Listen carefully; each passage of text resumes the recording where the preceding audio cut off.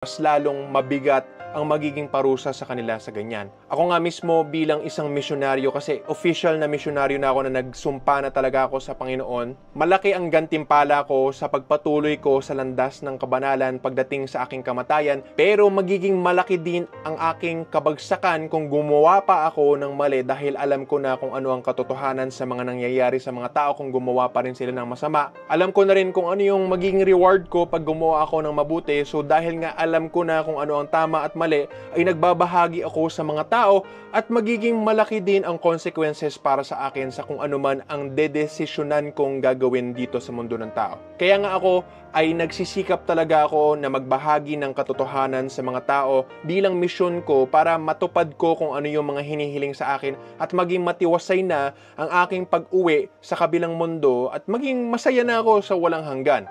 Kapatid, kung nagustuhan mo ang video na ito at gusto mo ng mas detalyado at masinsinan na pag-aaral nga sa lahat ng mga tinuturo ko at maging katulad ko o di kaya ay mag-improve lang sa pangkalahatan sa self-improvement papuntang langit, sana makasali ka sa Sikihor Healer School. Ito ang exclusive membership site ko na may bayad ayon sa level ng membership na gusto mong i-avail. Sana magkita-kita tayo sa loob ng Sikihor Healer School. Salamat po at God bless.